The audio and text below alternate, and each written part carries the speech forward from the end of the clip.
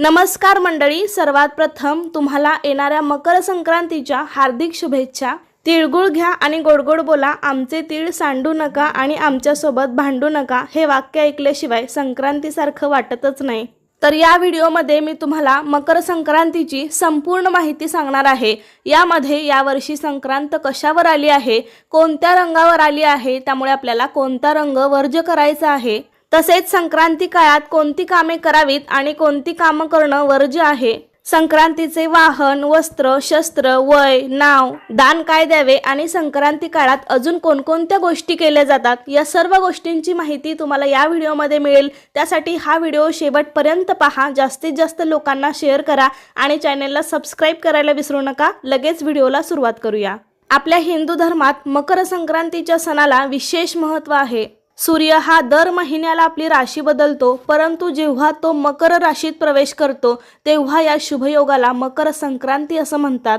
म्हणजे सूर्य जेव्हा एका राशीतून दुसऱ्या राशीत प्रवेश करतो त्यालाच मकर संक्रांत असं म्हटलं जातं आणि आपण हा मकर संक्रांतीचा सण अगदी आनंदाने साजरा करत असतो। या मकर संक्रांतीच्या दिवसापासून सूर्याचं उत्तरायण सुरू होतं आणि हा उत्तरायणाचा काळ अधिक शुभ मानला जातो, त्यामुळेच मकर संक्रांत अगदी विशेष मानली जाते। इंग्रजी नवीन वर्षाला सुरुवात झाली की त्यामध्ये येणारा पहिला सण म्हणजे मकर संक्रांत आणि आपलं मराठी नवीन वर्ष जरी गुढीपाडव्याला सुरू होत असलं तरी सुद्धा आपल्या दैनंदिन जीवनामध्ये इंग्रजी महिने सुद्धा तेवढेच महत्त्वाचे आहेत। मराठी महिन्यांप्रमाणे मकर संक्रांत ही दरवर्षी 10व्या महिन्यात म्हणजे पौष महिन्यात येते आणि इंग्रजी महिन्यात मकर संक्रांत ही जानेवारी महिन्यातच येत असते। आणि या सणाचे एक वैशिष्ट्य म्हणजे हा सण शक्यतो 14 किंवा 15 जानेवारीलाच मकर संक्रांतीचा सण साजरा केला जातो। त्यातल्या त्यात 13 किंवा 15 जानेवारीला संक्रांत येणं असं क्वचितच घडतं, मात्र नेहमी हा सण 14 जानेवारीलाच साजरा केला जातो। यंदा मंगळवार दिनांक 14 जानेवारी 2025 रोजी मकर संक्रांत आलेली आहे। मंगळवार दिनांक 14 जानेवारी 2025 म्हणजेच शके 1946 पौष कृष्ण 1 रोजी सकाळी 8:54 सूर्य मकर राशीत प्रवेश करीत आहे आणि संक्रांतीचा पुण्यकाल हा 14 जानेवारीला सकाळी 8:54 पासून ते संध्याकाळी 4:54 पर्यंत असणार आहे। संक्रांत ही दुसरी तिसरी कोणी नसून ती एक देवीचंच रूप आहे आणि संक्रांतीने ज्या वस्तू परिधान केलेल्या असतात त्या आपल्याला वर्ज्य करायच्या असतात। सूर्याचे मकर संक्रमण बालव कर्णावर होत असल्याने वाहन वाघ असून उपवाहन घोडा आहे। संक्रांतीने पिवळे वस्त्र परिधान केलेले असून हातामध्ये गदा घेतली आहे, केशराचा टिळा लावलेला आहे, वयाने कुमारी असून बसलेली आहे, वासाकरिता जाईचे फूल घेतलेले आहे, पायस भक्षण करीत आहे, जातीने सर्प आहे, भूषणार्थ मोती धारण केले आहे, वार नाव व नक्षत्र नाव महोदरी असून सामुदाय मुहूर्त 45 आहेत, ती पूर्वेकडून पश्चिमेस जात आहे व वायव्य दिशेस पाहत आहे। आता संक्रांतीचे फल काय आहे ते पाहूया। तर संक्रांतीने ज्या वस्तू परिधान केल्या आहेत त्या वस्तू महाग होतील आणि संक्रांती जेथून आली आहे तेथील जनतेला सुख प्राप्त होईल। संक्रांतीच्या काळामध्ये तर दानधर्माला खूप विशेष महत्त्व आहे। तर पर्वकाला द्यायचे दान, नवे भांडे, गाईला घास, अन्न, तिलपात्र, गूळ, तीळ, सोने, भूमी, गाय, वस्त्र, घोडा इत्यादी यथाशक्ती दाने द्यावीत। आणि संक्रांतीच्या दुसऱ्या दिवशी असते किंक्रांत। तर किंक्रांत ही 15 जानेवारी 2025 ला आलेली आहे। संक्रांती देवीने मकर संक्रांतीच्या दुसऱ्या दिवशी किंक्रासूर नावाच्या राक्षसाला ठार मारले आणि त्याच्या जाचातून प्रजेला मुक्त केले, म्हणून हा दिवस किंक्रांत म्हणून ओळखला जातो। पंचांगात हा दिवस करी दिन म्हणून दाखवलेला आहे। मकर संक्रांतीच्या दिवशी जी माणसे दान देतात आणि हव्यकव्य करतात त्या वस्तू सूर्य त्यांना प्रत्येक जन्मात देत असतो। मग ते तुम्ही तुमच्या यथाशक्तीनुसार कोणतेही दान करू शकता। रक्तदान, वस्त्रदान, अन्नदान, विद्यादान, श्रमदान, नेत्रदान यथाशक्ती आपल्याला ही दानं द्यायची आहेत। त्याबरोबरच आपण भोगीच्या दिवशी किंवा संक्रांतीच्या दिवशी जे सुगड पुसतो, काही जण याला बोळकी म्हणतात, काही जण खण म्हणतात, तुमच्या भागामध्ये जशी पद्धत असेल त्याप्रमाणे, तर जी आपण सुगड पूजा करतो तर ते सुद्धा एक प्रकारचं दानच आहे। त्यामुळे तुम्ही संक्रांती काळामध्ये कधीही दानधर्म करू शकता। मकर संक्रांतीच्या दिवशी सकाळी लवकर उठून स्वच्छ स्नान करून सर्वात पहिली गोष्ट म्हणजे आपण सूर्याला जल अर्पण करायचं आहे. म्हणजेच काय, सूर्याला अर्घ्य द्यायचं आहे. शक्य असेल तर तांब्यामध्ये आपल्याला पाणी घ्यायचं आहे. शक्य असेल तर त्यामध्ये थोडंसं कुंकू, तीळ आणि आपल्याला लाल फूल टाकायचं आहे आणि हे पाणी आपण सूर्याला अर्पण करायचं आहे. हे पाणी अर्पण करत असताना ओम सूर्याय नमः किंवा ओम आदित्याय नमः या मंत्राचा जप करायचा आहे. अशा प्रकारे सूर्याला जल अर्पण केल्यानंतर आपल्याला सूर्यदेवाची विशेष अशी पूजा करायची आहे. त्यामुळे आपल्याला चांगल्या आरोग्याची प्राप्ती होते, उत्तम तेजाची प्राप्ती होते, आपले आरोग्य चांगले आणि निरोगी राहते. सूर्यापासून मिळणारे लाभ अनेक आहेत. आपल्याला जे काही ड जीवनसत्व मिळत असेल ते फक्त सूर्यापासूनच. आपल्या शरीराला विटॅमिन डी ची गरज ही असतेच आणि आता धावपळीच्या जगामध्ये आपल्याला सूर्यप्रकाशात बसणं शक्य होत नाही. त्यामुळे आपण जर दररोज सूर्याला नमस्कार केला तर आपण त्यामुळे उन्हामध्ये जाऊ शकतो आणि आपल्याला सूर्यापासून मिळणारे जे काही ड जीवनसत्व, विटॅमिन डी ते आपण घेऊ शकतो आणि आपल्याला जर नमस्कार केला दररोज तर आपल्याला चांगल्या आरोग्याची आणि निरोगी आरोग्याची देखील प्राप्ती होऊ शकते. त्यामुळे तुम्ही शक्य असेल तर दररोज सूर्याला नमस्कार करा, सूर्याचा मंत्र म्हणा, त्याचे मात्र तुम्हाला नक्कीच फायदे होतील. तसेच या दिवशी पवित्र नद्यांमध्ये स्नान देखील तुम्ही करू शकता आणि जर पवित्र नद्यांमध्ये किंवा देवदर्शनासाठी जाणं शक्य नसेल तर त्यांनी पाण्यामध्ये थोडेसं पांढरे तीळ आणि गंगाजल मिसळून स्नान जरी केलं तरीही चालू शकतं. या दिवशी पवित्र नद्यांमध्ये स्नान करण्याला विशेष महत्त्व आहे. त्यामुळे आपल्याला पुण्याची प्राप्ती होते. त्यामुळे तुम्हाला जाणं शक्य नसेल तर तुम्ही असं घरच्या घरी देखील करू शकता. आता आपण पाहूया की संक्रांतीच्या काळामध्ये आपल्याला कोणती कामं वर्ज्य करायची आहेत. संक्रांतीच्या काळात आपल्याला कठोर बोलणं टाळायचं आहे. म्हणजेच काय, घरात वादविवाद करायचे नाहीत, कोणालाही अपशब्द बोलायचे नाही, शिव्याशाप द्यायच्या नाहीत. उलट सगळेजण मिळून मिसळून हा सण आनंदाने साजरा करायचा आहे. सगळ्यांना तिळगुळ द्यायचा आहे. तिळगुळ घ्या आणि गोड बोला असं म्हणण्याची संधी आपल्याला केवळ या सणालाच मिळते बरं का. त्यामुळे आपण तिळगुळ देऊन हा सण आनंदाने साजरा करायचा आहे. तीळ आणि गुळ हे उष्ण असल्याने या थंडीच्या दिवसांमध्ये आपल्याला शरीरात आवश्यक उष्णतेची गरज तिळगुळ पूर्ण करतं आणि याच मुख्य कारणामुळे मकर संक्रांतीला तिळगुळ देण्याची परंपरा सुरू झाली असावी. त्याबरोबरच या संक्रांतीच्या काळामध्ये आपल्याला वृक्ष, गवत तोडणे ही कामं सुद्धा टाळायची आहेत. कोणत्याही झाडाची हानी या दिवशी झाली नाही पाहिजे. तसेच गाई म्हशींची धार काढणे हे सुद्धा वर्ज्य सांगितले आहे. त्यामुळे जे शेतकरी लोक असतील, त्यांच्या घरी दुभदुभती जी जनावरं असतील त्यांनी धारा काढायच्या नाहीत.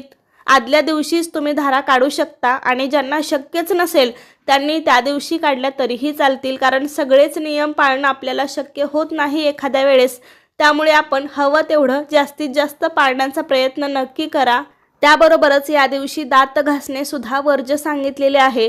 पण आता हल्लीच्या काळामध्ये ही गोष्ट शक्यतो कोणच पाळणार नाही. ज्यांना पाळायचं असेल त्यांनी पाळू शकता. म्हणजेच काय, दात नाही घासले तरी आपण जे आता हल्ली बाजारामध्ये माउथवॉश मिळतात त्याने सुद्धा आपण आपले दात स्वच्छ करू शकतो. आणि ज्यांना शक्यच नाही तर त्यांनी हा नियम नाही पाळला तरी पण चालेल. तसेच या दिवशी कामविषयक सेवन करणे देखील टाळायचं आहे. म्हणजेच काय, तर या दिवशी आपल्याला ब्रह्मचर्याचं पालन देखील करायचं आहे. तर अशा प्रकारे मी आत्ता जी काही कामं सांगितली ती आपल्याला संक्रांती काळामध्ये वर्ज्य करायची आहेत. त्याबरोबरच मकर संक्रांतीचा अजून एक महत्त्वाचा भाग म्हणजे सुगड पूजन. या संक्रांतीच्या सणाला सुगड पूजा करण्यालाही खूप जास्त महत्त्व आहे. ज्याला काही जण सुगड म्हणतात, बोळकी म्हणतात, खण म्हणतात. तर अशी घरातल्या प्रत्येक सुवासिनीची 5 सुगड म्हणजे 1 खण असं पूजायचं असतं. म्हणजे घरातल्या एका सुवासिनी स्त्रीसाठी 5 सुगड असतात. तुमच्या घरामध्ये जेवढ्या सुवासिनी स्त्रिया असतील त्यांच्या प्रत्येकी 5-5 सुगड आपल्याला पूजायची आहेत. त्या सुगडांमध्ये ओवसा भरून त्यांची पूजा केली जाते. मकर संक्रांत हा भारतातील असाच एक शेती संबंधित सण आहे. त्यामुळेच या दिवसांमध्ये शेतामध्ये जी पिकं आलेली असतात ती आपल्याला या सुगडांमध्ये भरायची असतात. मग त्यामध्ये कोणी गव्हाच्या लोंब्या घालतं किंवा कोणी ज्वारीचं कणीस घालतं, हरभऱ्याचे घाटे, घेवडा, वाटाण्याच्या शेंगा, भुईमुगाच्या शेंगा, उसाचे तुकडे, गाजराचे तुकडे, बोरं, पेरूचे तुकडे, तीळ आणि गूळ हे सर्व पदार्थ ओवस्यामध्ये भरले जातात आणि त्यांची पूजा केली जाते. तर हे सर्व साहित्य या दिवसांमध्ये विपुल प्रमाणात उपलब्ध असल्याने वाणात त्याचा समावेश आपल्याला पाहायला मिळतो. तर असा सगळा ओवसा सुगडांमध्ये भरून त्यांची पूजा केल्यावर हा सगळा ओवसा एखाद्या नवीन कपड्याने झाकून ठेवला जातो। आणि मग जेव्हा महिला हळदी कुंकाचा कार्यक्रम करतात किंवा महिलांना आपल्या घरी हळदी कुंकासाठी बोलवतात तर त्यांना हे एक एक सुगड वाण म्हणून दिलं जातं किंवा मग ह्यातला जो ओवसा आहे तर हा ओवसा त्यांच्या ओटीमध्ये घातला जातो आणि त्यालाच खरं वाण म्हणतात। आणि हे सर्व वाण महिला वर्ग ज्या पद्धतीने एकमेकींना देतात त्याचप्रमाणे पंढरपूरच्या रुक्मिणीला देखील सवाष्ण स्त्रिया या दिवशी हे वाण देण्याकरता गर्दी करताना दिसून येतात। मकर संक्रांतीचा सण हा महिलांसाठी खूपच उत्साही आणि आनंदी आहे, कारण या दिवशी महिला हळदी कुंकाचा कार्यक्रम करतात। मकर संक्रांतीपासून ते रथसप्तमीपर्यंत तुम्ही हळदी कुंकाचा कार्यक्रम कधीही करू शकता, ज्यामध्ये महिला एकमेकींना हळदी कुंकू लावतात, एकमेकींना वाण देतात, तिळगुळ देतात, तिळगुळ घ्या गोड गोड बोला असं म्हणतात। काही जण वेगवेगळ्या भेटवस्तू पण देतात। तर तुम्हाला हा कार्यक्रम 14 जानेवारीपासून ते 4 फेब्रुवारीपर्यंत कधीही करता येईल। 4 फेब्रुवारीला रथसप्तमी आहे, तर रथसप्तमीपर्यंत आपण हळदी कुंकू करू शकतो। संक्रांतीचा आदला दिवस महाराष्ट्रात भोगी या नावाने साजरा करतात। या हवामानात उपलब्ध असलेल्या सर्व शेंगभाज्या, फळभाज्या आणि तिळाचा कूट घालून केलेली मिश्र भाजी, तीळ लावलेली बाजरीची भाकरी, लोणी आणि मुगाची खिचडी असे पदार्थ या दिवशी आवर्जून केले जातात।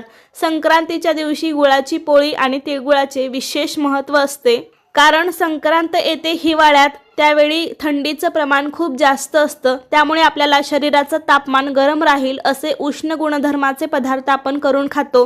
त्यामध्ये तीळ आणि गुळ हे उष्णता देणारे पदार्थ आहेत, त्यामुळे हिवाळ्यात जेवणात त्यांचा समावेश आवर्जून केला जातो। बाजरीच्या भाकरीमध्ये सुद्धा तिळाचा गुणधर्म खूप जास्त आहे, त्यामुळेच भोगीच्या दिवशी तीळ लावलेली बाजरीची भाकरी खाल्ली जात असावी। तसेच या दिवसात फळं आणि भाज्या ताज्या आणि रसरशीत असतात, त्याचा वापर करून आपण भोगीची भाजी करतो। या नवीन हंगामात आलेल्या सर्व फळभाज्या, पालेभाज्या आपल्या पोटामध्ये जावा यामागचा हा हेतू असावा। तसेच आपल्याला माहिती आहे की संक्रांतीला काळा रंग घालणं खूपच शुभ मानलं जातं। जेव्हा संक्रांतीचा सण असतो त्या दिवशी थंडी खूप जास्त प्रमाणात असते आणि आपण जर काळे कपडे घातले तर आपलं शरीर थोडं उबदार राहतं, म्हणजे थोडक्यात थंडीपासून आपलं संरक्षण होतं, कारण काळा रंग हा सूर्यापासून मिळणारी उष्णता शोषून घेतो आणि आपले शरीर उबदार ठेवतो। त्यामुळे आपण या दिवशी काळे कपडे घालणं चांगलंच आहे।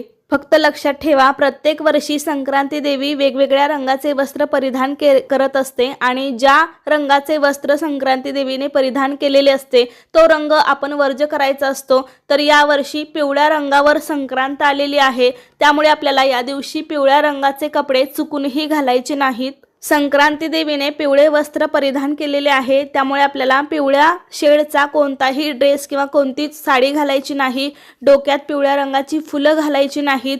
थोडक्यात काय तर या दिवशी आपण पिवळा रंग हा पूर्णपणे वर्ज्य करायचा आहे। हा भारतीय सण सौर कालगणनेशी संबंधित अतिशय महत्त्वाचा सण असून शेतीशी सुद्धा संबंधित आहे। मकर संक्रांतीपासून हळूहळू दिवस मोठा होत जातो आणि रात्र लहान होत जाते। मकर संक्रांतीच्या सणाला नववधूला हलव्याचे दागिने घालून जावयाला तिळगुळ आणि आहेर देण्याची पद्धत महाराष्ट्रात आहे। म्हणजे जर तुमच्या मुलीची लग्न झाल्यानंतर पहिली संक्रांत असेल तर तिच्यासाठी माहेरहून ओवसा पाठवला जातो, त्यामध्ये साडी, सर्व शृंगाराचं साहित्य, तिळगुळाचे लाडू असे पदार्थ किंवा हे सर्व साहित्य तुम्ही पाठवू शकता।